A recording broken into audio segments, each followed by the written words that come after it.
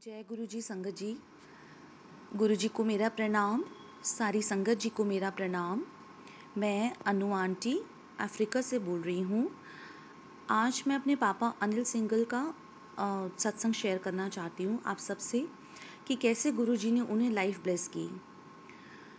एक रात मैंने सपने में गुरु जी और शेरावाली माता को देखा, उनसे बातें की। मैंने सपने में ही सोचा कि पापा को बुलाकर लाती हूँ और आज माता भी आई हैं। मैंने बहुत ज़ोर से आवाज़ लगाई पापा को, पर बहुत दर्द भरी चीख से निकली और ऐसा लगा कि जैसे पापा चले गए हों। मेरी नींद खुल गई और मन बहुत भारी हो गया। सोचा ये कैसा सपना आया, गुरुजी भी दिखे और ये सपना एंड कैसे हुआ। काफ़ी दिनों तक मन उदास सा रहा। मम्मी पापा को घर पे सत्संग करना था, बहुत टाइम से कह रहे थे, बट मैंने कहा जब मैं इंडिया आऊँगी तब करेंगे। कुछ ही महीनों के बाद मैं इंडिया गई, तो इस बार इंडिया जाने से ज़्यादा घर पर सत्संग करने की खुशी थी। मन में ये था कि इस बार बहुत बड़ा सत्संग होगा। लेकिन इंडिया पहुंचने के 2-4 दिन के बाद ही पापा की तबीयत बहुत ख़राब हो गई और उनको हॉस्पिटल में एडमिट करवाना पड़ा। मैं इमरजेंसी रूम में गई तो पापा बेहोश थे। मेरा भाई और मेरे मामा जी बिल्कुल स्टैच्यू की तरह खड़े हुए उनको देख रहे थे, कुछ बोल नहीं रहे थे। मैंने पापा को आवाज़ लगाई, वैसी ही आवाज़ निकली जैसे उस दिन सपने में निकली थी। ज़ोर ज़ोर से जय गुरु जी बोलने लगी और पापा को उठाने लगी। पापा ने आँख खोली और उनके मुंह में और गले में वेंटिलेटर का पाइप लगा हुआ था। मैंने उनको बोला, पापा जय गुरु जी बोलो। उन्होंने कोशिश की पर वो बोल नहीं पाए।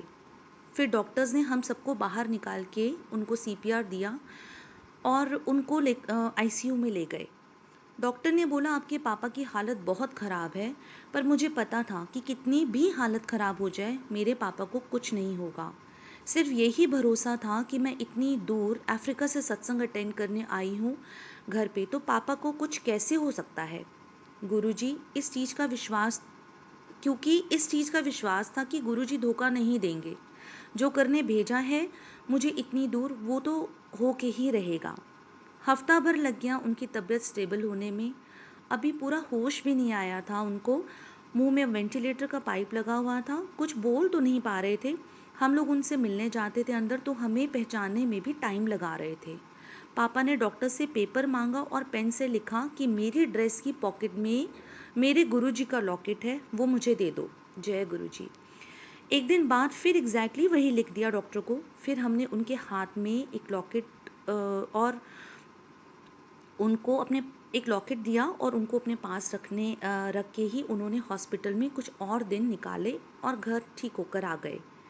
हॉस्पिटल से आने के बाद भी पापा को ऑक्सीजन लगाना पड़ता था। एक बार रात को पापा को ऑक्सीजन लेवल काफ़ी कम हो गया और पल्स रेट भी कम हो गई और हम घर पर सब आराम से सो रहे थे।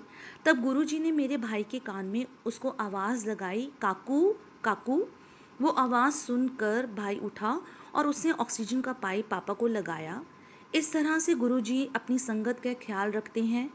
घर आके पापा ने बोला कि वो हॉस्पिटल जाने को इसीलिए तैयार हुए थे कि उन्हें गुरुजी की आवाज़ आई थी, इत्थे बैठे की कर रहा है, खड़ा हो और जा। पापा ठीक होकर आए और हमारे घर सत्संग करवाया गुरुजी ने। काफ़ी साल पहले मैंने एक ड्रीम में गुरुजी को देखा था। जब गुरुजी के साथ मेरी जर्नी स्टार्ट ही हुई थी, उस सपने में गुरुजी ने मुझे बोला था, रोंदी ना रहा कर, खुश रहा कर, जा तेरी माँ बाप दी उम्र बढ़ा देती। मैंने उस टाइम सोचा कि मैंने तो कुछ ऐसा नहीं कहा गुरुजी को, पर गुरुजी ने ये क्यों बोला। मम्मी पापा तो ठीक ही हैं।